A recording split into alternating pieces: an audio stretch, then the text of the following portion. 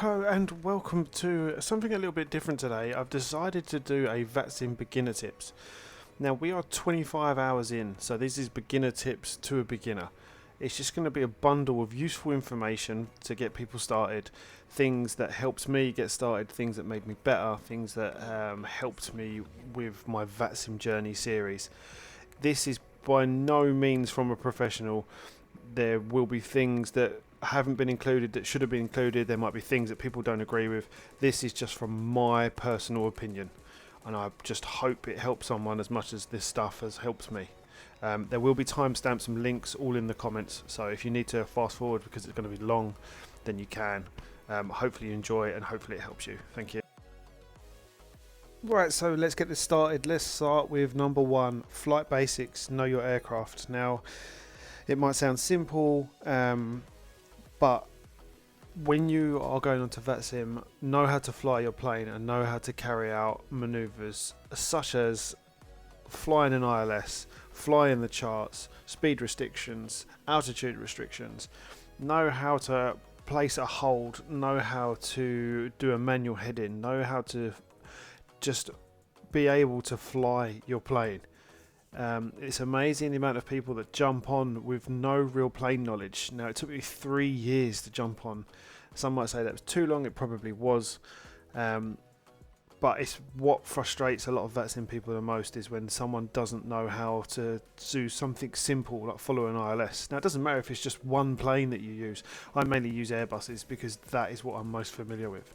And it is the one that I'm most comfortable flying. And everyone makes mistakes. We all make mistakes. I make mistakes. People that have got thousands of hours make mistakes. They accept mistakes. But not mistakes on basics on how to fly a plane. You can also stretch this as well to things like entering your arrival information.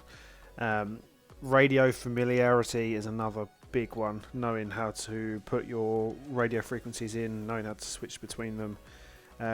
It sounds simple and a lot of people will probably be like, oh, why is he saying this? But I sort of don't really know where to gauge on the basics, and I think just being able to fly the plane is where we need to start. And if you're comfortable with this, then let's skip right to the next. So in no particular order, this brings us on to number two, which is information. Learn charts and prepare for flights. Preparation is something that I think has helped me the most. In regards to charts, I'm still learning charts. I think there's a lot to learn with charts, but I think if you learn basics of charts, then it's good enough to get you started. Firstly, your most important tool, your pen and your paper. I am not very good at remembering things, so pen and paper for me is a must. I write everything down. Everything that the controller tells me, I write it down as he tells me, and then it makes my readbacks easier. And when I prepare for a flight, I will put things on there ready. So my call sign, my stand number, the departure that I think I'm gonna take because of sim brief, things like that. And for me, it's a huge help. Right, I'm not going to go on the ins and outs of charts, but I'm going to tell you where to get charts from. So the first free resource is ChartFox. They are paired with VATSIM. Majority of charts, and nearly all of them, can be found here. Some might not be found, but they can be found by being Googled. It's got a fantastic layout. It's very simple to use. You log in with your VATSIM user ID. And it will also show you live position. It sometimes can be a bit delayed, but it will show you live position, which is very useful for taxiing. But this is a completely free resource, so make the most and use it wisely. Like I said earlier, so spend some time getting familiar with charts, as there's a few little things that you might miss out on. Things like on some approaches to Heathrow, there's certain holds it will say, do not pass this hold unless asked by ATC. So some people blow past the hold and you need to stay there unless you've been instructed to carry on, which I didn't even know a thing was myself until I done my first flight into Heathrow when I got a little bit brave. And I only found that out because somebody got called out on it on air and they said they didn't know either. So little things like that, make yourself a bit familiar with what to read, what to do. What I normally do for a flight is I will get all of my charts together. So I will look for my departure, the airport charts, and on in cruise, I will look for my arrival, my approach, and my ILS and landing airport, and get them all prepared and ready, have a quick read through. And sometimes if I've got loads of time, which is not necessary, but I like to do it, I will have a little look through the charts before we do the flight, just to make sure there's nothing I'm going to try and get caught out on. Now, there is paid services, the best and most popular being Navigraph. Personally, I do not use Navigraph. It's just another subscription I can do without, but it is immensely good. It has very good integration with Microsoft Flight Simulator, and it's pretty reasonably priced, but I can get by with ChartFox. And now with ChartFox, using ChartFox and with Microsoft Flight Simulator 24, they're integrated charts which you can use the web page as well. I now have no problem with getting by with all the charts that we have got for free.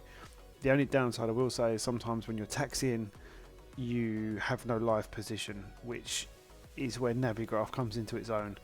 I can't tell you the ins and outs of Navigraph. Like I say, I don't own it. The only things I know about is from things I've seen, and it does offer a hell of a lot more than ChartFox and MSFS 24's charts.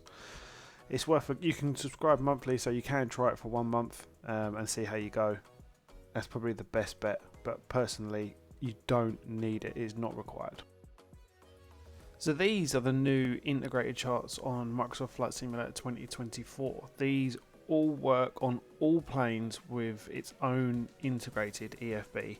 Now, it's not perfect by any means. Hopefully there's going to update a few things like live position on the ground and things like that. But for free charts, this is way up there with ChartFox. And between this and ChartFox, you can now fly into any airport and get the correct charts. Like I say, there's things that need to be improved, and I'm assuming with all the other stuff that needs to be improved with MSFS 2024, these will come with time. I'm just going to leave this playing for a minute or so, just so you can get an idea of the layout and the charts and see how they work. Because there's not that many demos out there for them other than watching them in people's streams, so it gives you an idea of their layout and how it works and what's to be expected.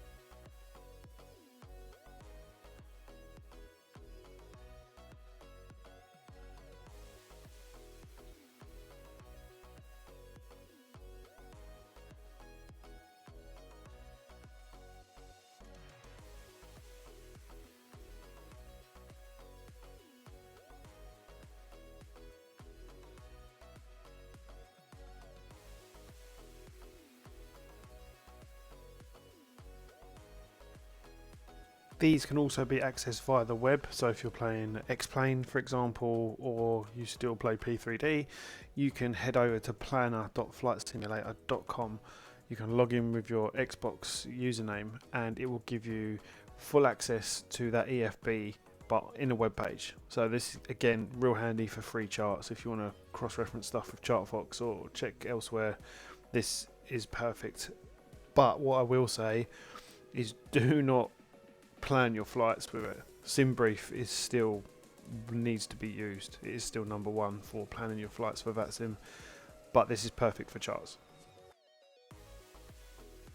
If you are on X-Plane 11 or 12, we can use Aviator tab, and what a godsend this is for a free app.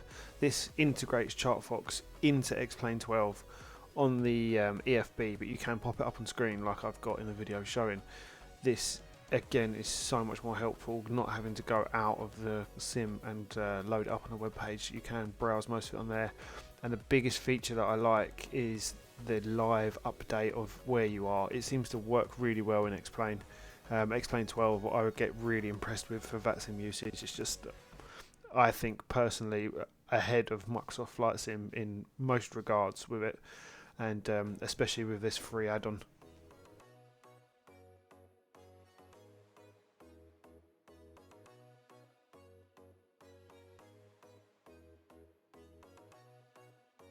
Right, next up we have structure. Now, what we mean by structure is the structuring of what to say. This is what I struggled with for so long, and the biggest issue I had was just putting together what I needed to say, when I needed to say it, what I needed to read back at certain things. If I contacted a person, what do I need to say to that person? What information do they need? And again, it's something that I couldn't find directly what I needed. But hopefully with what we put together here, it will be perfect. So there's a few ways you can get the structure. The first thing I recommend is connecting it as an observer. In vPilot and XPilot, so for MSFS or Xplane 12, you can go into settings and set it all up, and then go to connect, and you can clip the connect in observer mode. In observer mode, you will not be seen by anyone, so you can just sit on the ground, you can tune to frequencies, and you can listen. This is so important to try and get the start of the structure of what you're going to need. Now, you can't fly in observer mode, you're not meant to use it for long, so just use it for small stints and sit there and get an idea in a busy airport of people requesting their IFR clearance, for example, is a perfect one. Now, something else that helps me was this VATSIM guide that I found on Reddit by Pilot 640. I will link it all below, including the Reddit post, so go and give him a thumbs up and show him a bit of appreciation, because he's put together this, and it is a great example of what you can expect from ATC and what they are going to expect back from you. So I wish I had this at the start. I found it a little bit after the start, and I still reference it. If I get a bit of a mind blank, I still reference it on what they're going to expect. Again, it's not perfect. I think it's nearly there for perfect, and it will vary between countries. So like in the UK, they want your stand number and aircraft type. Other places don't seem to really care about that. Germany, a lot of the takeoff, after you take off, your handover is automatic. They don't hand you over to a frequency, whereas in the UK you have to wait to be handed over. And I haven't even flown in America yet, so I don't know what to expect when we get there. But this is a big help. Right, so I'm just going to pause this here. If you want to learn what to say on VATSIM and you're okay buying some software, then Beyond ATC is possibly the newest, best tool that we have that you could learn the exact structure of what you need for VATSIM. It is for MSFS 2024 and 2020. It will inject traffic, it will give you realistic ATC, you can pay for AI voices, and I wish it came out when I started VATSIM, because I would have used this a hell of a lot. And if you do a lot of offline flying, I cannot recommend this enough. Again, links will be down below. But here I'm going to show you Beyond ATC compared to VATSIM and how good it is. Hamburg ground, good morning. Lufthansa 22 Golf on stand 2 Bravo, requesting IFR clearance to Berlin with information Alpha. Lufthansa 22 Golf, Hamburg ground, information Alpha correct. Expect runway 33, Rama 5 Golf departure. Squawk 1000. Right, now let's give you a little snippet of VATSIM and how similar it is. We didn't include the readback on Beyond ATC, but I probably should have. But here you'll get an idea of what it's. Gatwick Tower, good evening. EasyJet 22 Golf on stand 1 is Airbus type A319 with information Oscar. Request IFR to Manchester, please. Easy 22 Golf, Gatwick Tower, good day. You're cleared Manchester, Lambourne 6 Mike departure, runway 26 left, squawk 6465. Cleared Manchester, Lambourne 6 departure, squawk 6465, Easy 22 Golf. Easy 22 Golf, feedback correct. See, once you get that structure together, it's really not that scary. I think the time we done it here, we spent a while sitting there waiting to get our moment to step in and not actually step on anyone, because Gatwick was actually quite busy. But once you've done it a few times and you know what the person on the other end is expecting, it takes a lot of the scariness and stress away from it all.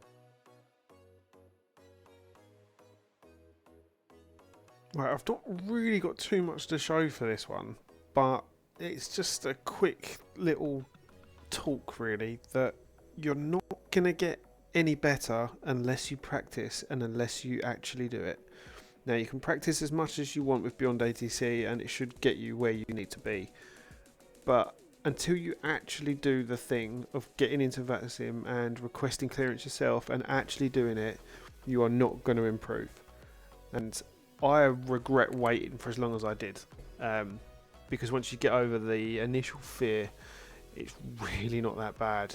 And all I can say is, once you're competent in flying the plane and you've done, if you can, a simulated flight on Beyond ATC, run somewhere simple, a simple airport with no complicated taxiways, find an airport that's not busy and spawn into that airport, spend time and just speak to ground, get it underway, and then try and fly into another smaller airport. When I done my first few flights, I think it was my first flight, all I did was just a departure out of a small airport, and then I just disconnected.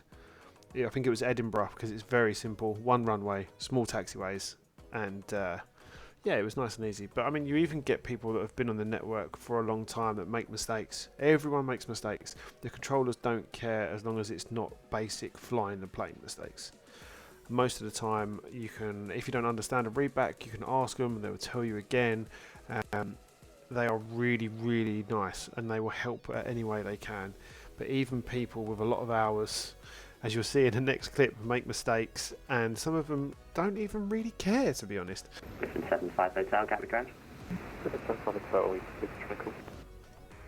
Griffin 75 Hotel, Gatwick Ground. Yes, I believe you're instructed to hold short tango, but you've passed that now. You can taxi stand 22 via 08 left, Alpha November, and Juliet.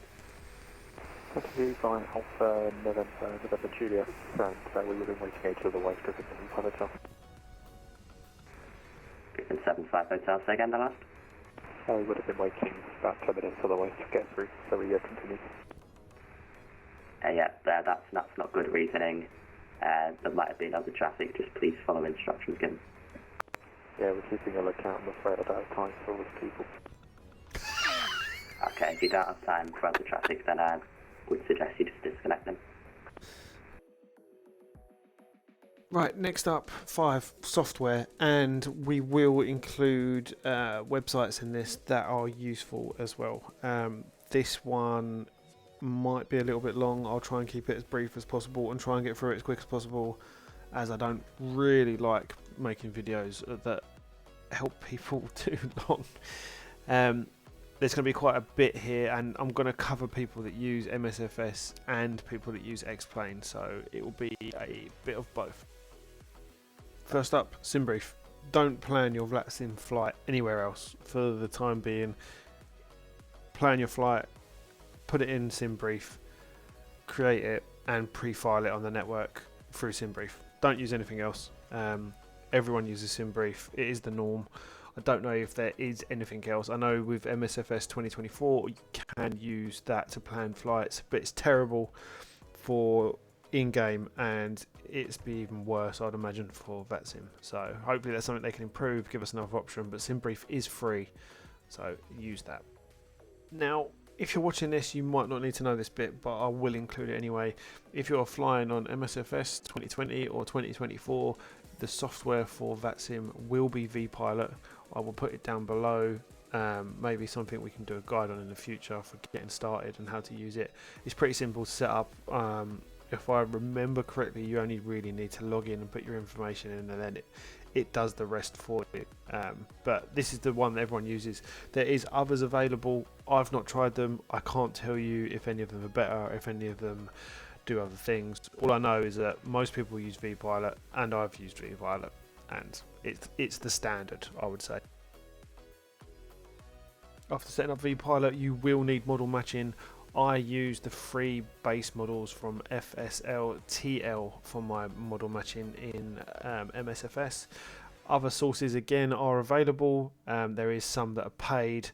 I don't use any of them. I just use this one. This is free. It works. I've had no issues with it, and it looks exactly how I need it to look and has a good range of all the liveries that are required.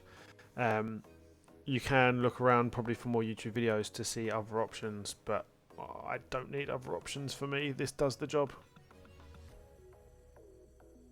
For those of you in X-Plane 11 and X-Plane 12, you will need X-Pilot. Very similar to vPilot, laid out very similar as well. Only benefit as well you get from it is you get in-game messages that pop up on the screen, which I like. Like I say, I prefer X-Plane for VATSIM. I think there's just a few things it does better.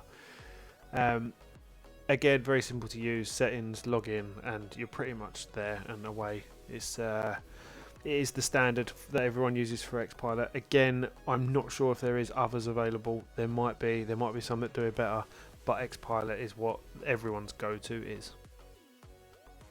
Model matching for X-Plane 12, I use this for. I'm sure it does work fine in X-Plane 11, but I'm not 100% sure as I no longer run X-Plane 11.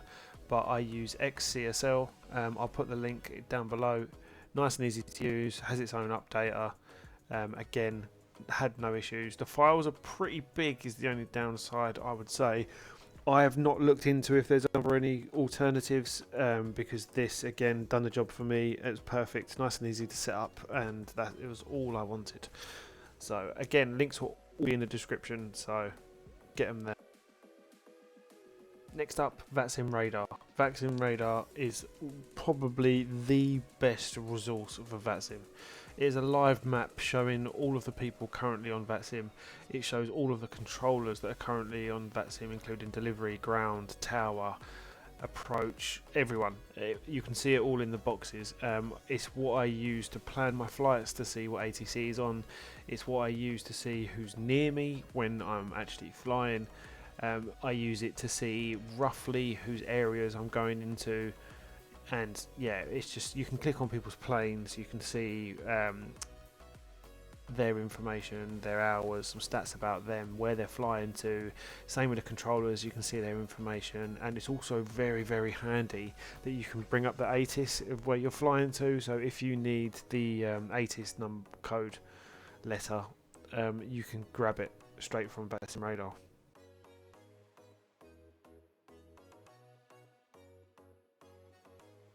Another similar but slightly different resource is VAT Glasses. This will tell you who you need to contact at what altitude. It's very, very handy, and the sectors are way more accurate.